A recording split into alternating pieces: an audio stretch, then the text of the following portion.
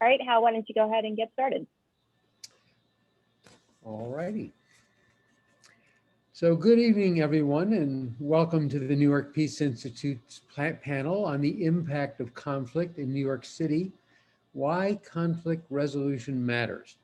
My name is Hal Gessner, and I'm a mediator, a mentor, and a member of the board at the New York Peace Institute. I joined the Institute about 7 years ago, and it turned out to be one of the most rewarding decisions I ever made.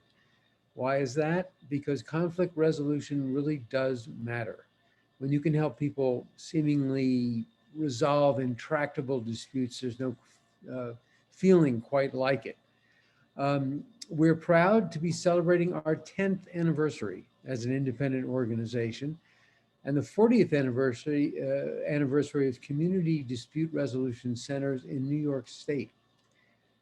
The New York Peace Institute provides conflict resolution services in the form of mediation, conflict coaching, restorative justice processes to thousands of New Yorkers each year. And we are also a training institute and certify mediators throughout the state on a yearly basis, and to date have certified hundreds and hundreds of mediators. As you all know, we're living in a time of great conflict when dialogue and communication are of the utmost importance. And with that in mind, we have convened an incredible panel for you tonight. But before we introduce them, I'd like you to meet my co-moderator, Michele Kirschbaum. She is currently the Director of Programs at the New York Peace Institute. And before that, she was the Director of Safe Horizon Brooklyn Mediation Center. She is an extraordinary woman, and I'm not just saying that. She was honored by the Brooklyn District Attorney's Office with the Extraordinary Woman's Award. See what I'm saying? And also by the New York State Dispute Resolution Association with the Lawrence Cook Peace Innovator Award. And with that, Michele, take it away. Thank you so much, Hal, for that introduction, which I didn't expect. And also for your devotion to New York Peace Institute and all the ways that you champion us. And welcome to all our guests and to this wonderful panel. Tonight, we're going to be engaged in a discussion about our city's needs as we transition from this uniquely crazy time, where we've been steeped in intense political divides, serious bias and racial unrest, increased poverty, pandemic illness and death, record unemployment, and for so many people, just plain fear. From where New York Peace Institute sits and from what we've seen, this has been a time of really deeper and more complex conflicts, severely fractured relationships, and just increase of incidents of harm and damage to our communities. We're going to hear from our panel about what they feel are the most critical problems for New Yorkers in the wake of the pandemic and other major events of the last 2 years, and what they see as the role of conflict resolution and restorative justice in helping to rebuild our communities. And we have a wonderful panel of representatives who can speak from a variety of perspectives, including a mediation center, a DA's office, Human Rights Commission, and an academic researcher and former NYPD officer. I'd like to take a moment to introduce them to you all. Tajae Gaynor is the director of the Westchester and Rockland mediation centers called Cluster.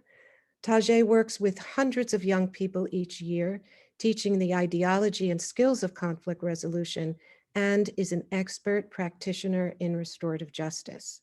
And although Cluster is technically outside of New York City, they're currently working in Yonkers, and they partner with organizations, including ours, to provide services across the city and the state. He's also a Bronx native and a lifelong New Yorker.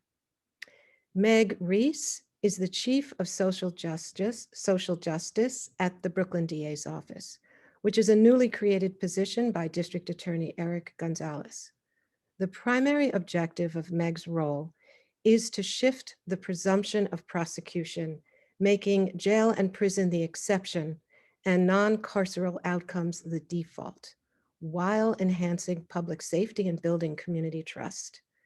As the architect of the office's neighborhood safety partnerships, Meg designs, staffs, and implements plans to empower communities to inform the policies and practice of the district attorney while working together to create more community-based solutions. Dr. Jeff Thompson is an adjunct associate research scientist at the New York State Psychiatric Institute and at Columbia University Medical Center in the Molecular Imaging and Neuropathology Division and Psychiatry Department. I've been practicing that all day long. He also works on resilience in the Depression Center at Columbia. Dr. Thompson is an 18-year veteran NYPD detective, currently serving as the department's mental health and wellness coordinator. And finally, Brittany Saunders. Brittany is the Deputy Commissioner for Strategic Initiatives at the New York City Commission on Human Rights. At the Commission, Brittany manages projects related to racial justice, the intersection between human rights and emerging technologies and other topics, along with key interagency partnerships. Before joining the Commission, Brittany worked for the Office of the Mayor, most recently as acting counsel to the mayor. This is an impressive group, and you are all so well positioned to reflect on our times. I'd like to ask the first question of you, Brittany, where the Commission on Human Rights is at the heart of harm caused by discrimination and bias. So during these tumultuous times, what are you seeing as the most critical issues in New York City? Thank you so much for that, Michele. And thanks to everyone for joining us this evening. I'll start by saying just a little bit about what the Commission is, because even though we are a city agency and we've done some work over recent years to kind of increase our reach and make sure more people know who we are, there's so many New Yorkers who don't know what we are. So in a nutshell, the Commission is the New York City agency that's responsible for educating New Yorkers about their rights under the city's human rights law, which is a very broad and very protective law that bars discrimination and harassment related to race, gender, age, disability, and a range of other categories in the areas of employment, housing, public accommodations, meaning places and spaces that are open to the public, things like stores, bars, restaurants, et cetera. And then finally, we have two other areas of protection, one called discriminatory harassment, which is essentially a civil version of a hate crime, so kind of street-based harassment. And then the final area is bias-based profiling by law enforcement. So situations where one is targeted on the basis of their race, their gender, their age, or a few other characteristics for law enforcement activity. So our work really moves in two spaces. One of those is the law enforcement space, meaning we have a group of attorneys who will take in and investigate allegations of discrimination. And then we also have a community relations bureau, and that's a bureau that's had a really, I think, strong relationship with the folks at New York Peace Institute, because there really is that nexus between the prong of our mandate and our mission that they're charged with kind of implementing, right? So that's fostering stronger intercultural relations in New York City. And I think for us, we see that this moment in time is one in which that work is especially needed, and where restorative justice practices and principles are really key. And I think Michele, you kind of mentioned this when you were reflecting on the crazy year that we've just come out of, right? But we had folks who were, all of us dealing with this pandemic, and many of our communities of color and low-income communities really experiencing a lot of loss as a result of that pandemic.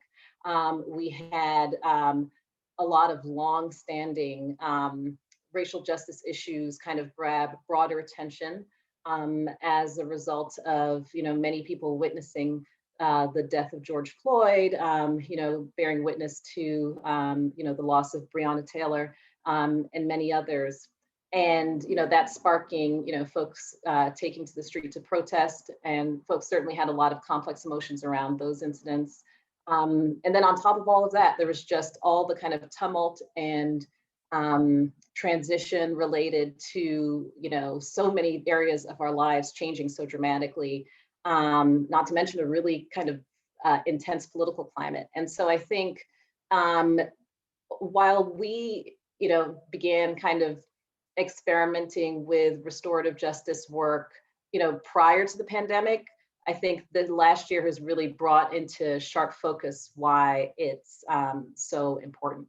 And I think two of the areas where, and it really is a kind of a piece, but the area where I think we've probably done the most work in terms of all of our many areas of discrimination that the law covers and that the commission touches is really at that intersection of restorative justice and racial justice. And specifically, one of the things that we have been trying to devote more and more agency resources to kind of highlighting and addressing is, the longstanding problem of anti-Black racism in our city. So, we did a report that we were, released in spring of 2020 on Black New Yorkers' experiences with anti-Black racism.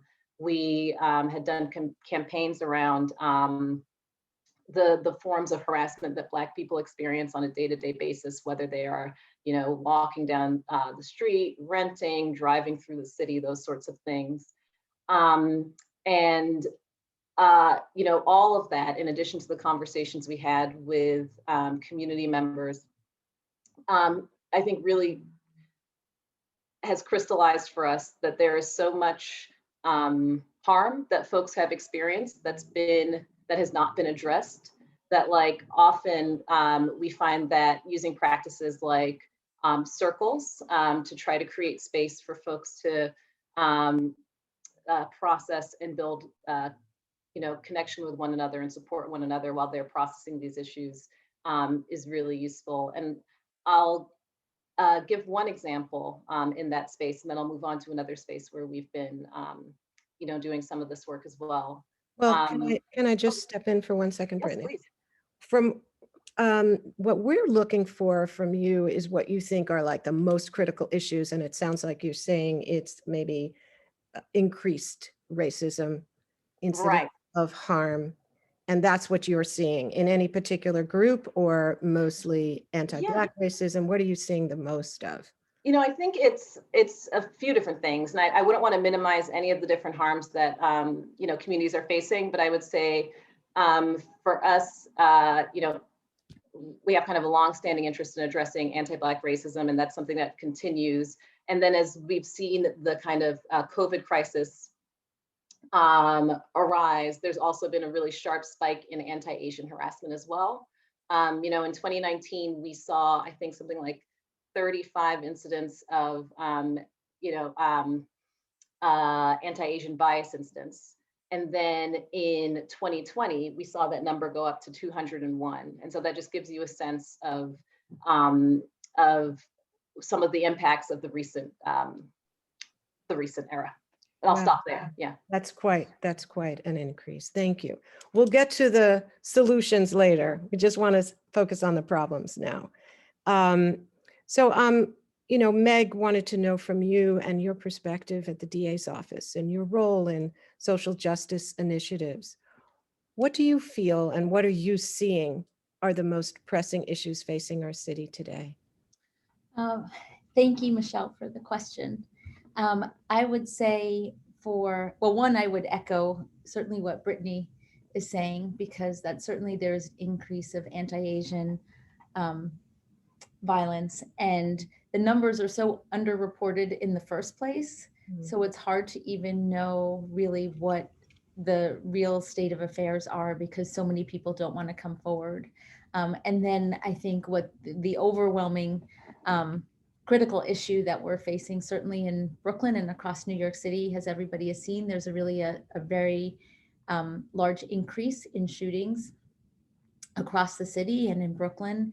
And that type of violence, not only directed in particular areas against particular people, but of course it destabilizes the safety that people feel who are living in that community. And as we know, the majority of the communities are not engaged in this activity, but it is destabilizing and to everybody that lives there and makes them feel unsafe. So that would be our most critical issue right now. Thank you. Thank you, Meg. And I'm going to turn next to Tajae as the director of a mediation center. You see conflict and harmed communities knocking on your door for help all the time. What are your thoughts about what's been most critical in these last couple of years? Thank you, Michele. I would agree with a lot of what Meg shared and what Brittany shared. To sort of build on that, I think one of the major things for me, not just in Westchester County, but being a Bronx resident, police community relations is a huge issue, especially in communities of color. And I think we are at a sort of crossroads, and if we don't handle this moment correctly, we're going to miss an opportunity to work towards building a level of trust that's been missing and needed in order for us to have the type of relationship that police should have, particularly the police that serve Black communities. And so there are a ton of conversations. There's the sort of historical impact of policing on Black communities that we are just not addressing. It saddens me to see or to feel like NYPD is not holding themselves accountable in the way that I think they should. There are things that need to be addressed, and that's one of the major issues. I think the other thing is the sort of rise in racial and ethnic aggression and intolerance. It's unfortunate, but we're sort of rounding the corner after 4 years of having somebody in power who I felt worked really hard to further divide an already divided country. And we're seeing a lot of that sort of play out in the way people engage each other. And it's pretty scary and unfortunate. The other area that I think we need to truly address and put a lot more energy in is the sort of mental health crisis that we're facing. It's a huge issue for us in Westchester County, particularly in Yonkers. I'm seeing it as a huge issue in New York City. Often I hear people say, well, we see a lot of homeless individuals in the street who are impacting families, who are, sort of creating a nuisance or whatnot. But it's a lot beyond, at least for me, it's beyond homelessness. There are a lot of other issues that are not being addressed, and we need to figure out how to come together as a community and serve individuals who are probably some of the most vulnerable people within our communities, and figure out ways to serve them in such a way that they remain safe and everyone else feels good about how we are serving our individuals who have mental health issues. So those are the three sort of major things that stand out to me. I got more than 3 from you, but that's okay. Those were good. Thank you so much. 1 or 2 might have snuck in. I'm sorry about that. So Jeff, with your perspective influenced by your work in the field of mental health, which is good to follow Tajae there, we'd love to hear your thoughts on what you feel are the most critical problems, and if there's anything you'd like to add or subtract from this list. Yeah, it's thank you, Michele, like everybody else. Thanks for inviting me, and I'm honored to be part of this group, and any opportunity I get to share anything with the group, I'm lucky. And I think what the others have already shared, we're in incredibly tough times. And with my work in law enforcement, mental health, of course, like I'm wearing my Columbia hat, or really my Columbia polo today, but I'm also a proud NYPD detective, 18 years. I love what I do what I love, and it's certainly incredibly hard for everybody in this city, in this country, in this planet. And with the work I do in mental health and resilience, it's looking at it from that perspective of acceptance in the form of not throwing our hands up and saying there's nothing we can do about it. It's acceptance is one of the first steps in trying to do something actually about it. Like Tajae said, there's many most important issues, right? So if I'm just to pick one to focus on, and what Tajae mentioned with the work that I do in a bunch of different realms, it's the impact of mental health. And it's just awful. It is incredibly, incredibly awful. There's so many people suffering for so many different reasons and so many complications to it. And looking at it, and it's not just necessarily someone having a mental health condition or being diagnosed. We look at then people that aren't diagnosed, but even if somebody doesn't have it to the level where it's a mental health condition, having underlying symptoms of anxiety, depression. And we talk about like Meg, I believe, you know, like victims of crime and shootings, using that as an example, the ripple effect that it has on so many people and the pain and suffering of everything that you opened with, Michele. But I also look at it in the sense of hope. And I wrote 2 pages of notes while all of you were speaking. I'm not going over all of them, at least not now. But I also look at it very specifically with different groups and different communities. And one of the areas I do focus on is first responders and law enforcement, specifically with different agencies, not just the NYPD. And one of the ways I look at it importantly is trying to help police personnel look after their own mental health. And I look at it from a variety of different ways. First of all, they deserve it. Like every single human being deserves to have positive mental health, including the police force. But then I also look at it in a much, as you expand the lens, when a police officer is mentally healthy, it helps them be better at their job as an individual. And then when you expand that, that's an entire agency, hopefully, of officers taking care of their mental health. It makes them better at their job. And their job is to protect the public. And I like to say, hopefully others see it the same way. It goes beyond the cliche of win-win. It's of course much, much more complicated, but I'm trying to do what I can do. And one of those areas too, and the last thing I'll throw it back to you too, is I'm not big into statistics, but the one statistic that, and there's many, that breaks my heart, more police officers across the country in the last 4 years have died, more police officers have died by suicide than by being killed in the line of duty. And I say the last 4 years, why? That's when they started keeping the stats. And it's, again, it's not from the idea, and I'm really happy to be with this panel as well, because we're moving, and Tajae, I applaud you especially, moving from words to action. And we are at a very, very pivotal moment in time. And I know people said this decades, centuries ago, but we're saying it now. We're at a pivotal time and having an opportunity to try and help change, make change. Yeah, and nobody said it was going to be easy. There's no easy memo out there. I accept the challenge. Thank you. Thank you, Jeff, and thank you, everyone. That's a sobering list of problems that you've all mentioned. Public safety, gun violence, the racial divides, broken police community relations. I'm just repeating what you guys have said: homelessness, heightened mental health concerns, anxiety and depression, and for the public as well as for first responders and police officers. We're going to need some superhuman mayor or a lot of people to help us out. And I'd like to turn this discussion from these superhuman problems to talk about what might be some ways to address them, and specifically what might be some things that could be done to help people communicate better, to build dialogue across differences, and as you've said, some of you, to really take advantage, and this is a pivotal time in which we have to be doing it. So given all of your expertise, I'm going to get to the second question, starting with you, Brittany. What are some thoughts? And you started to go there and I was holding you back. So now this is the time to let loose. What are your thoughts about the use of conflict resolution or restorative justice to address some of the bias and discrimination that you spoke about? Thanks, Michele.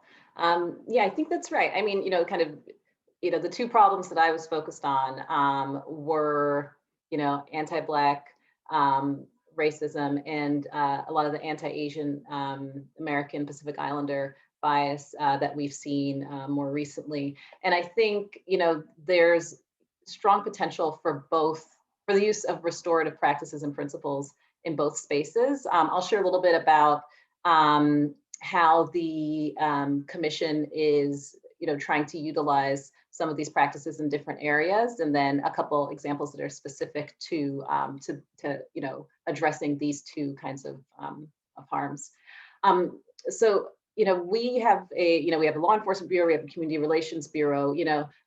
Increasingly what we are asking attorneys in our law enforcement office or bureau rather to do, and what they're doing through their own creativity and volition, is to think about are there cases here where parties are open to a kind of non-traditional, more restorative way of resolving the conflict. So traditionally the commission will order fines be paid, or the commission will order, one party to pay damages to another party, for example, to address, emotional pain that they've experienced, or the commission might order policy changes, those sorts of things. But in some cases, we've been able to do things like where, and I should say, initially, where the complainant, so the party who's experienced the harm, is open to it and is willing, we've been able to negotiate apologies. In some cases, we've been able to work with respondents to come to settlements where they're trying to change their policies and their practices in a way that hopefully will transform the institution. And those are all areas of our thinking where New York Peace Institute and the Alternative Dispute Resolution Office of the Unified Court System and other resources have been really, really helpful to us. And I should also shout out the fact that we have the Restorative Justice Advisory Group that, Michele, you are part of, that's really helped us kind of think through how we should be doing this. In the community relations space, the kind of practice that's been most helpful to us has been, holding space for circles. So creating opportunities for folks to kind of sit down, kind of share their thoughts on and their feelings on the different harms that they or their community have experienced. And sometimes it can also be a kind of a generative space as well, where people are thinking about solutions. And one instance of that is that last summer, following the very high-profile Amy Cooper incident in Central Park, and then also with some of the really disturbing incidents of nooses and other kind of racist paraphernalia turning up in New York City parks, we were able to partner with the Peace Institute to pull together some circles with some folks in Harlem who were, who were negatively impacted, frankly, is probably a better way to say that, but who were impacted by those incidents and wanted to kind of do some collective thinking and processing around, anti-Black racism in public spaces like that. And then, more recently with the rise in anti-Asian bias incidents, we've been able to work with New York Peace Institute to, create some space for, spaces where people can work towards healing. So circles for folks who are affiliated with Asian American Pacific Islander organizations and folks who come from those communities, again, to kind of process their feelings around these increases in anti-API violence. So just sharing a couple of those things that we've done. I think it's going to be a long process of kind of, collaboration and creativity, hopefully. But I think we're really committed to trying to really integrate some of these practices into our work and to do more and more as, kind of resources and capacity allow over time. Thank you so much, Brittany, and we're honored to be a part of that effort. Meg, your concerns about public safety and gun violence and the tension about trying to reduce convictions. I wonder about your thoughts regarding where restorative justice or conflict resolution might fit. So I think it's really the our office is really at the place where we think that restorative justice is the solution for many, many things. We know that when we talk to victims, and there's been research around and surveys around victims of crime, they don't say that we want incarceration. They don't say we want somebody to go to prison. They say they want to feel safe, and they don't want what happened to them to happen to somebody else. And so we really take looking at sort of very, very informed by the research, both the research of victims, but research to show what successful outcomes come from restorative practice versus what outcomes come from incarceration. We know incarceration doesn't really solve any problems, and often people come out of prison much worse than when they went in, and much more ill-equipped to be able to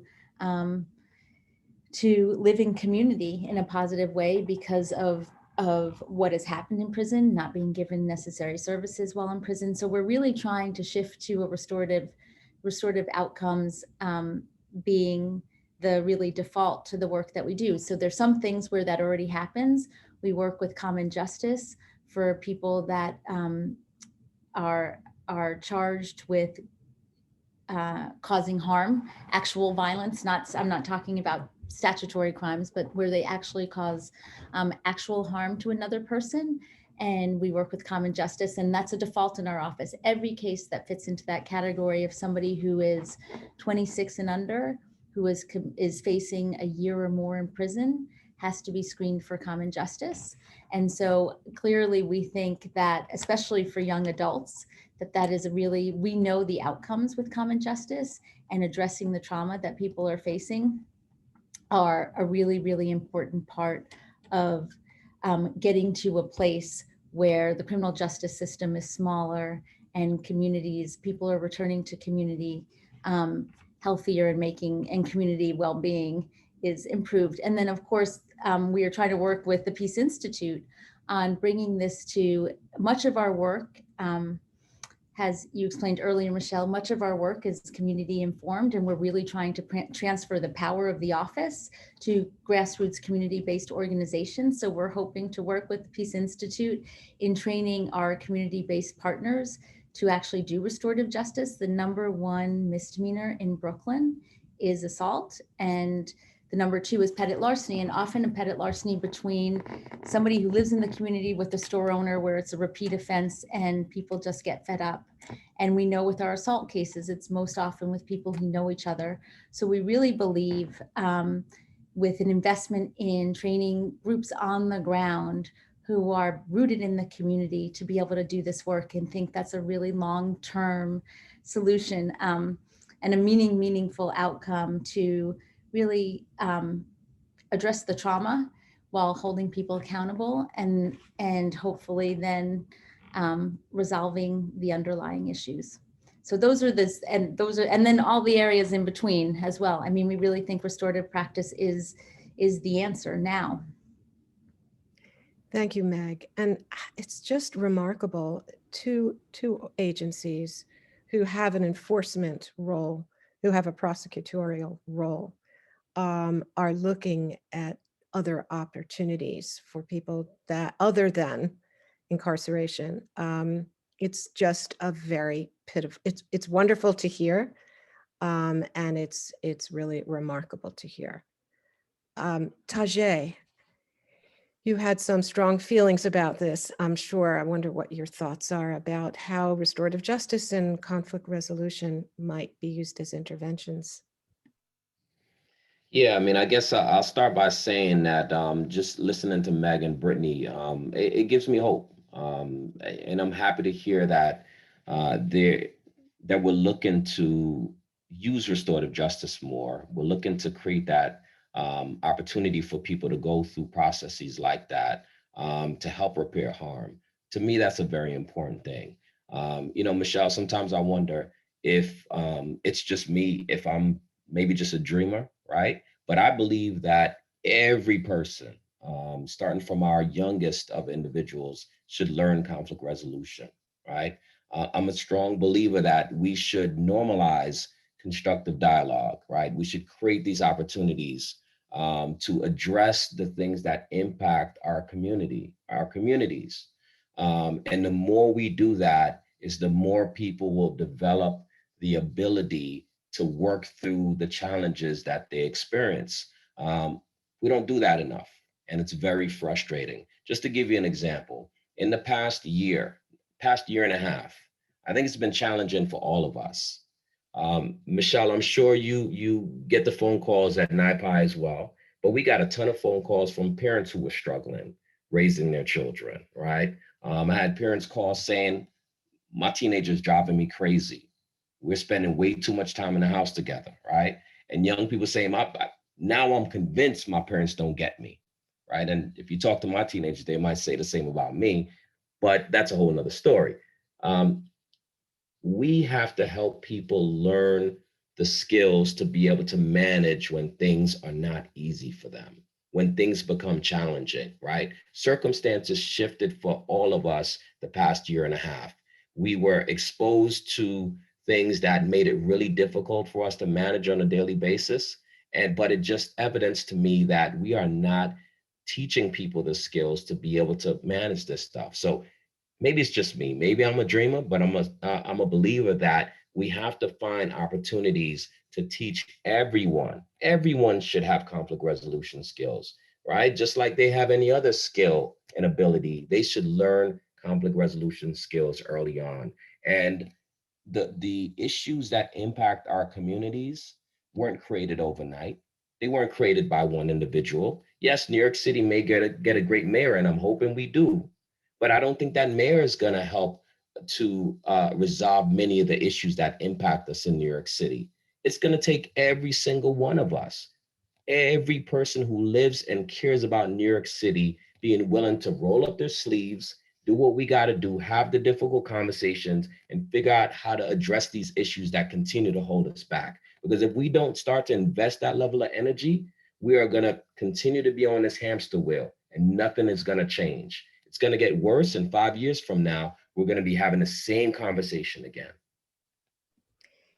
Thank you, Tajae. And something interesting you're bringing up. It's one thing to be providing a restorative response or a conflict resolution process, and that's good, and we need people who know how to do that.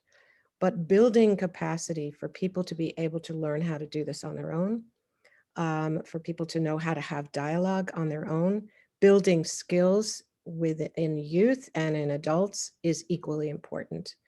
That's a really good point. Thank you for sharing that. And last but not least, Dr. Thompson.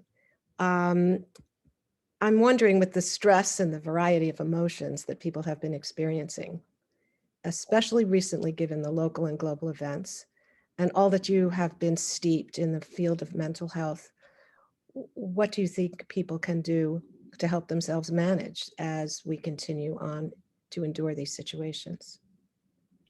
Yeah, it's definitely complicated. And I guess without the cliche of adding to some of what the others said, the idea of, well, we look at it again, I guess one thing I'm thinking of the idea of resiliency and resilience practices and how that overlaps with, conflict resolution. And for those that don't know, and I know Michele, you have no idea what I'm about to say, but I'm really proud to have been trained by Safe Horizon and now New York Peace Institute many, many years ago.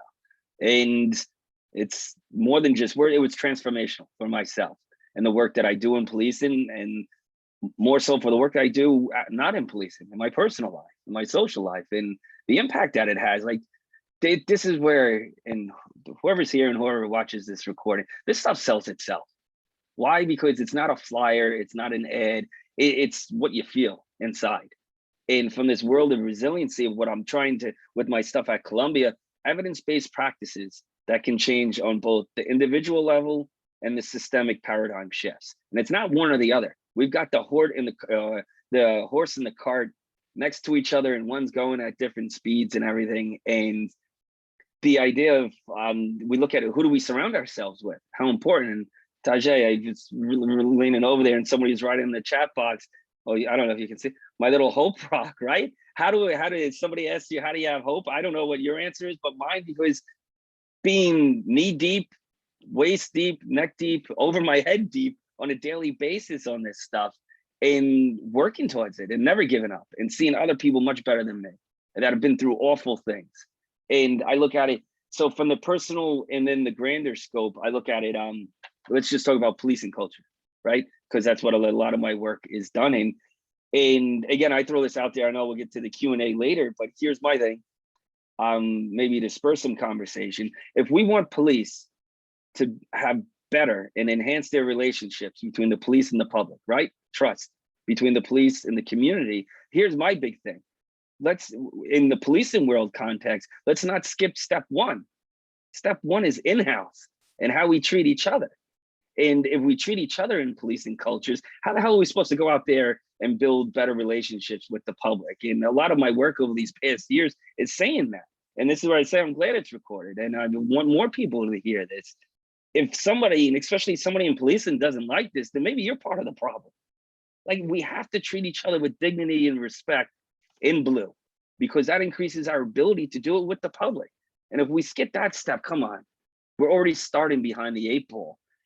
But then, like, some of these agencies are massive. And how easy is it in that concept of learned helplessness? Well, what the hell can I do as one individual? And that's exactly what I'm part of. I go, yes, what can you do in a positive aspect? Not as in throwing your hands up, what can you do? And where does it all start? And as others, it starts with yourself. And this is how it ties into the mental health, the conflict resolution. What are you doing to take care of yourself during these tough times? Because it's not changing at the snap of a finger. We're in it for the long haul, but what are we doing today to look after our own well-being? And if you've had a bad day or you saw something awful, what are you doing to take care of yourself? And like, I think it was Tajae was saying, like, or I'm sorry, Meg, or I'll give all, and Brittany, I'll give all three of you credit for saying this, of people going through hard times. I remind our officers, like, yeah, they're being impacted by COVID. They've got family, they've got kids. How do you take care of that to make sure you're looking after your family life, to make sure that then it's not interfering with your ability to police and help others? And it's that idea of empowering officers and first responders. And how do we do that? It's got to be evidence-based practical skills that can be worked on every day, realizing there's no finish line to it either, and being realistic and saying it's okay to have a bad day. And as much as you are law enforcement or police or first responder, doing and trying to do extraordinary work, don't forget you're also human. And with all the stresses going on and the great outreach that we try to do, it's reminding them it's okay to ask for help, and that's strength as well, and not putting that burden on themselves. And it's again, it's somebody said it's those skills, how to handle the challenges. And then maybe I'll just stop there and I'll throw it back to you. The challenges are there. The challenges are absolutely there. We don't put on blinders. So let's make sure we all have the skills to better handle it, and starting with ourselves to make sure as we are in the midst of it, what are we doing to look after our own well-being? It doesn't make those challenges disappear, and makes us better able to handle them in a more effective way. And I'd say that's the most realistic answer I can give. No more, no less, in working towards that. And again, the work that everyone's doing, especially New York Peace Institute, it's pivotal. And we need to make we have to figure out how do we get more people access to it. And then it impacts other things as well. I'll stop there. Thank you, Jeff. Thank you for that. These are all very daunting and encouraging ideas that you have all shared.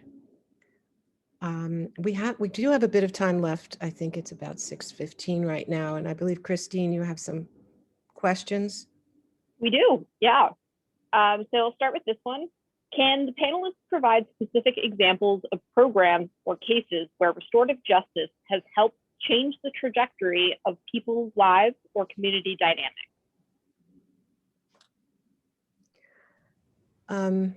Who wants to take that one? I mean, maybe Meg? I can start. I mean, I can start with, I'm sure everybody has an example, but I can absolutely assure you, certainly the cases where we have that, our common justice cases where people would be going to prison for a year or more, are people that don't go to prison, that have turned their lives around, that they're working, they're going to school, they are building families and living a complete pivot turnaround after a lot of hard work. I mean, it's a lot of hard work, but they put in the work and the time. Some people choose not to do common justice because it is so, because of the how rigorous that type of program is. So there are many, many examples coming from common justice. And then there are many examples coming from, we do gun diversion that has a restorative component to it as well. And we have there, you know, in New York State, there's a mandatory minimum for just straight gun possession, no acts of violence, straight gun possession of 3.5 years. And in our gun diversion program, we have 7 people that have enrolled in college that otherwise would have been in prison. There's so many examples of how restorative practice has turned people's lives around. And then we have a case that's going on right now that's extraordinary, not only for the person who was charged, but also for the family of the victim. And it was a manslaughter case. And it was an incident between 2 people that knew each other very well. And it was sort of crazy circumstances of a fight that ended up in one person dying. And the person who was charged had substance misuse issues and other things. And going through the outcome in the case, it just seemed appropriate for restorative practice rather than a carceral sentence.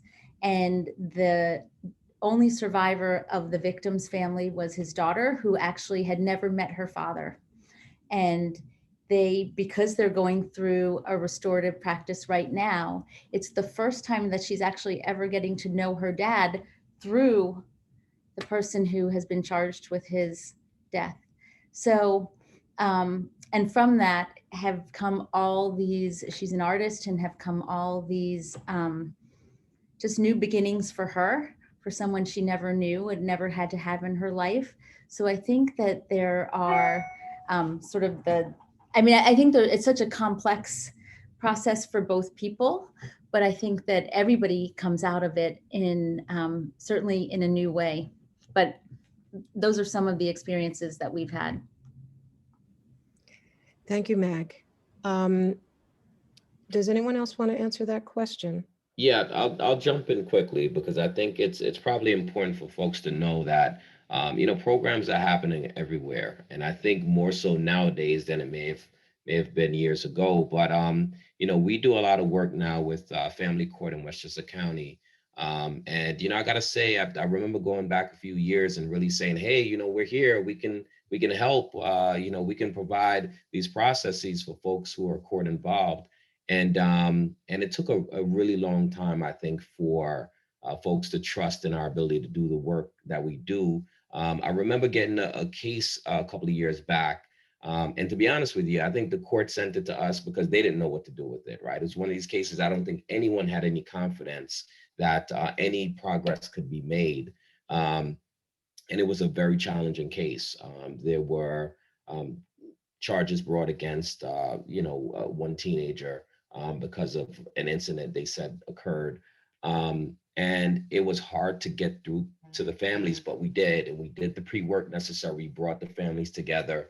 And after about 4 sessions, bringing them together proved to provide the deeper level of insight they needed to be able to move on from the situation. And so when they found resolution through the conference and it went back to the court, I mean, our phones did not stop. Everyone was like, we just can't believe this, right? It was amazing. But you know what? It wasn't amazing to me because I believe in people. I believe in people's ability to work through the situations that happen in their life. We just create the process for that to happen. And so it works. We get a ton of cases now. Some cases are more complex than others. We're helping young people and parents figure out how to live better at home, right? How to coexist in a way that's very different than what they experienced that brought them to court. We're helping young people work through some of the bad decisions and choices they made, right? And figure out how to right the wrong. And so our goal is to be able to provide processes that help people grow and move beyond. And it's happening. And we do a ton of that work in Westchester County. And I know New York Peace Institute does a lot of that work in New York City. Thank you, Tajae. I mean, it is quite powerful when you do facilitate a restorative process and you see the change and the transformation in all involved. And so I guess that's why we feel so hopeful, because we know the powerful effect that it can have. Not always, but often. Christine, are there other questions that you want to share? There's a lot, yeah. So I will, a continuance of that question. How can mediators and volunteers contribute? Do you have any resources to recommend? I'm not sure I understand. How can they Contribute to the process of restorative justice and the work that everyone is doing? Well, can I just jump in? Yeah. With that quick, my first thing is, it's not looking at it necessarily, are you or aren't you? I always take a step back. Well, how are you measuring it?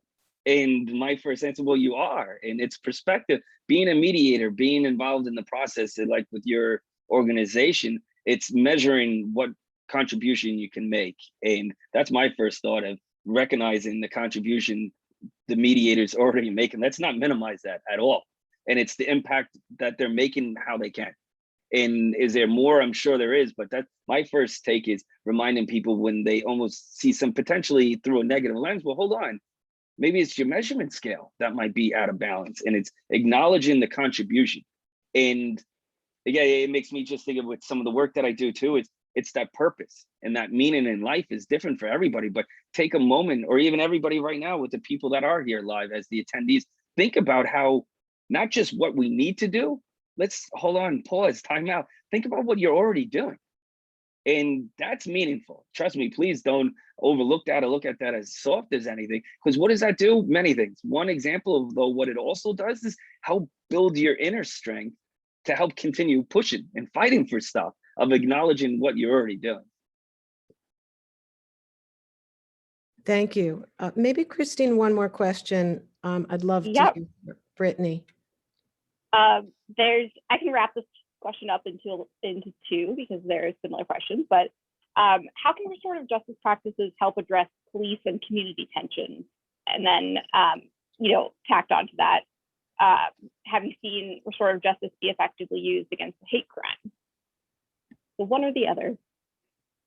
So I think I'll jump in on the second piece, and then maybe Tajae, maybe you might be better to speak to the police community relations piece.